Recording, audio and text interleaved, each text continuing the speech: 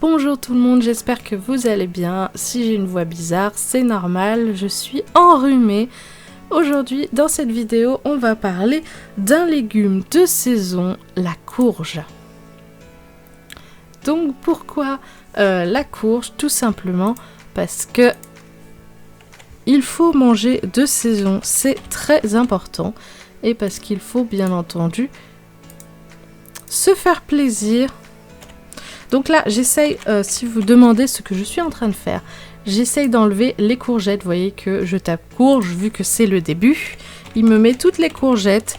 Donc en faisant moins, vous demandez 100. Voilà. 100 courgettes. Voilà, ça devrait suffire. Donc les courges, prend en compte bien sûr toutes les courges, toute la famille des courges, donc courges, potirons, potimarrons, etc. Toute la famille entière des courges. J'ai choisi 3 recettes, donc pas spécialement des recettes que j'ai l'habitude de faire, tout simplement parce que depuis le temps que la chaîne existe, les recettes de courges que j'ai l'habitude de faire, je ne vous les ai déjà présentées, par exemple dans les recettes de soupe, dans voilà, le gratin. Je vous avais fait déjà une vidéo sur le gratin pommes de terre, potimarron. Bref, c'est des recettes classique que je fais depuis quelques années. Le risotto à la courge, c'est pareil. Enfin, risotto au potiron, je vous l'avais déjà montré aussi. Donc, j'ai choisi 3 recettes de courges que j'avais envie de tester. Je crois principalement que j'avais envie de tester et que je ne connaissais pas. Donc, pour pouvoir redécouvrir les courges, les potirons, les potimarrons d'une autre façon que ce qu'on a l'habitude de voir habituellement. Essayez de manger varié au quotidien le plus possible. Donc c'est parti pour 3 recettes de courges. Première recette, un curry de potirons et crevettes. Donc, j'ai choisi pour cette première recette de tester un curry.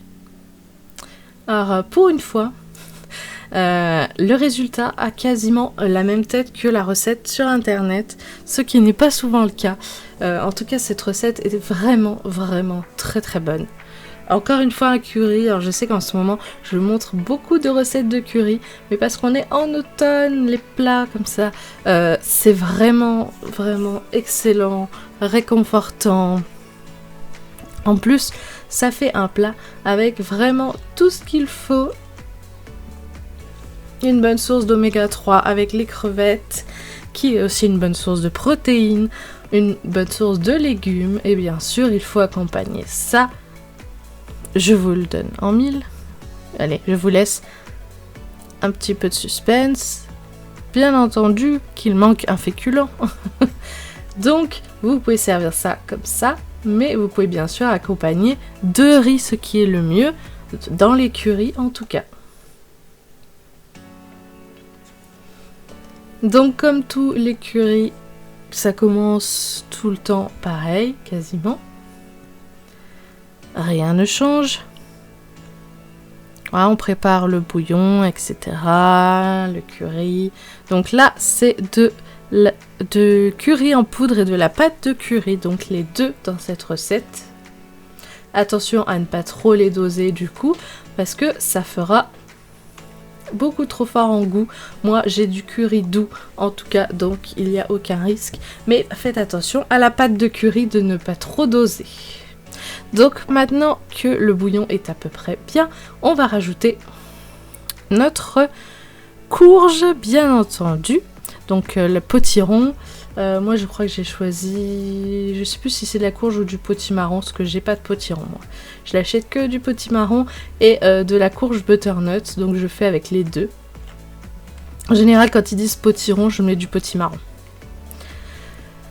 On met les crevettes et on fait cuire. Donc vous voyez que j'ai déjà fait cuire le riz à côté. Donc dans la recette, malheureusement ici il ne conseille pas d'ajouter du riz.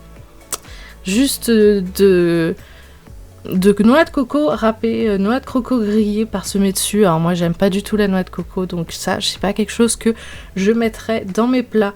Mais par contre, vu qu'il n'y a pas de féculents et que j'ai fait ça pour le midi, j'ajoute bien entendu du riz à ce plat. Ce qui en fait un plat complet et parfait avec du riz basmati chez moi. Et un plat vraiment délicieux.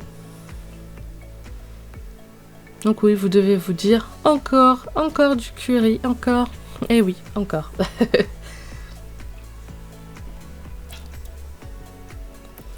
Un plat vraiment extraordinaire. Le potimarron, donc normalement le potiron là n'est pas trop cuit. Les crevettes sont parfaites. Et l'équilibre entre le curry en poudre et la pâte de curry est aussi très bien respecté.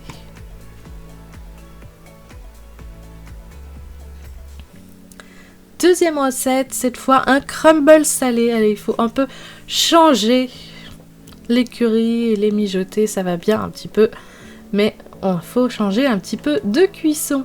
Donc une cuisson au four cette fois avec un crumble salé. Alors c'est vrai que les crumbles salés, c'est pas vraiment ce que je fais le plus. Et souvent quand j'en fais, c'est souvent que pour moi. Et c'est souvent des crumbles aux légumes d'été, donc courgettes, poivrons, aubergines, etc. Voilà, c'est souvent l'été que je fais des crumbles salés. C'est vrai que ça fait bien un an et demi que j'ai pas fait de crumbles salés. C'est vrai que j'en fais souvent des sucrés, ce qui est plus facile à faire. Mais je me suis dit, allez, pourquoi pas. On va essayer. Et c'est vrai que donc là, ce crumble, c'est potiron et jambon. Et c'est vrai que ça se marie parfaitement bien avec. Donc c'est, je crois, des allumettes de jambon. Voilà, exactement. Donc comme d'habitude, je ne fais que la moitié de la recette parce que 4 portions, pour nous, c'est vraiment énorme. Ça fait des restes pour je sais pas combien de jours. Donc là, cette fois, j'ai fait aussi, donc c'était un repas pour un soir. J'ai fait bien sûr pour moi et le chéri, il a bien aimé. Donc c'est que voilà, c'est très bon. Voilà, il faut tester les légumes par exemple si vous n'êtes pas trop fan de courges, de potiron, de potimarron, tout ça, parce que vous n'avez pas trop l'habitude d'en manger. Ça peut arriver, il n'y a pas de souci. Mais voilà, une petite astuce que j'ai appris, c'est que les légumes, il faut toujours les goûter de 5 à 7 manières différentes avant de dire qu'on n'aime pas. Voilà, il faut les goûter de différentes façons. Donc goûtez-les à la vapeur, au four, en légumes rôtis, en tarte, en quiche, etc. En soupe, en gratin. Il faut vraiment goûter les légumes que vous n'aimez pas de différentes façons avant de dire non, c'est pas bon, parce que c'est possible que ce soit une cuisson particulière que vous n'aimez pas et pas forcément ce légume-là. Donc oui, ça fait un peu purée avec ses allumettes de jambon. Mais voilà, c'est très bon. Donc j'étale avant de mettre le crumble dessus. Donc le crumble, ce qu'on appelle le crumble, c'est la pâte en fait qu'on met dessus. J'étale le jambon et la courge. Ensuite, je viens mettre donc la poudre dessus qui est le crumble, donc farine, beurre et normalement sucre si c'est un crumble sucré. Là en général c'est fromage du coup la plupart du temps si c'est un crumble salé. Donc là c'est comté, farine, beurre et sel, voilà tout simplement. C'est un crumble salé très bon. Voilà, on étale bien partout de façon à ce que ce soit assez homogène. On n'est pas dans les détails, hein, on fait à l'à peu près. Et c'est parti pour une bonne cuisson au four d'une bonne trentaine de minutes à 200 degrés, bien entendu.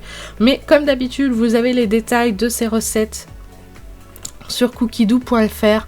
Je ne donne aucun détail ici. Ce sont des recettes payantes qui sont disponibles sur un site payant. Donc ici, ce ne sont que des idées, des inspirations que je donne. Tous les détails des recettes, les temps de cuisson, les vitesses, etc. Les ingrédients, tout est disponible bien sûr sur cookidoo.fr. Vous avez le lien juste en dessous de la vidéo dans la description. Vous descendez sous la vidéo, vous cliquez sur plus. Ça va afficher plus de texte et là vous aurez les liens des recettes. Donc voilà, je vous montre l'intérieur. Bien sûr, c'est très fin parce que ce n'est que pour 2 portions. Normalement, c'est pour 4. Troisième et dernière recette, j'ai eu envie de tester une quiche. Donc la recette normalement s'appelle quiche à la courge musquée de Provence. Mais moi, bien entendu, j'ai utilisé de la courge butternut, comme je vous l'ai dit. J'utilise principalement butternut et potimarron. Donc on commence bien sûr par faire cuire à la vapeur la courge. Donc ici pour cette recette, ils ne font pas la pâte dans cette recette, ils demandent une pâte brisée maison. J'avais pas envie du tout de la faire, donc j'ai pris une pâte brisée toute prête. Ça arrive parfois, on n'a pas envie, voilà. Pour une fois, je me suis dit, j'ai pas la motivation, j'ai pas le temps, j'ai pas l'envie. Voilà, on prend une pâte toute prête, ça va très bien, j'en ai toujours une dans le congèle, au cas où.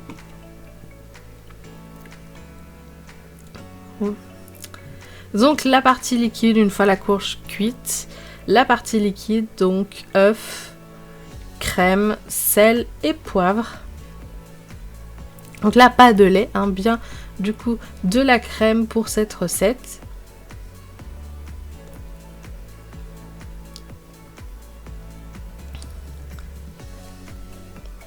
Voilà, donc la crème liquide.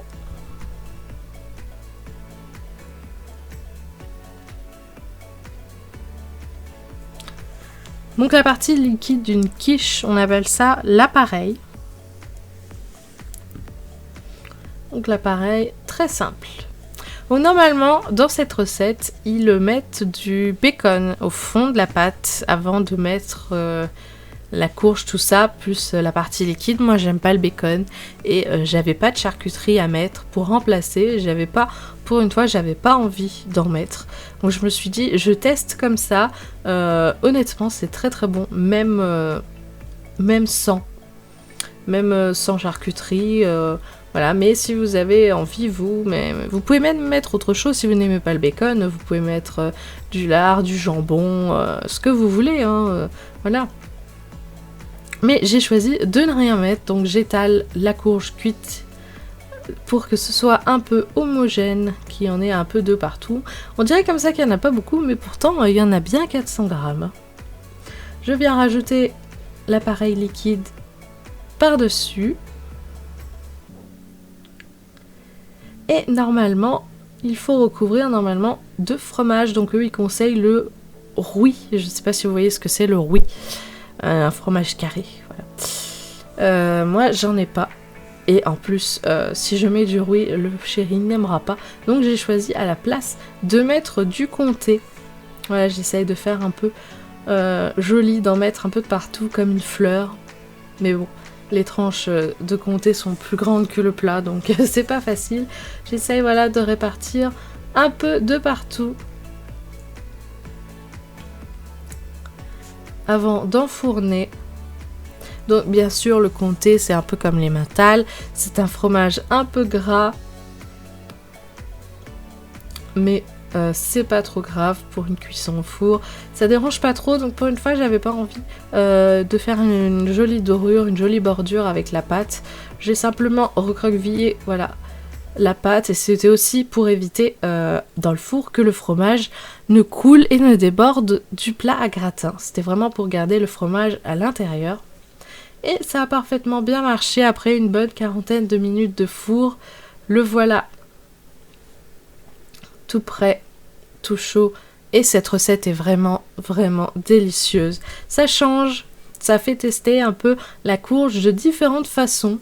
Donc après, bien sûr, vous êtes libre de mettre le fromage que vous souhaitez, la charcuterie au fond que vous souhaitez, ou de tester sans comme moi. J'espère en tout cas que ces vidéos vous ont plu, vous ont inspiré.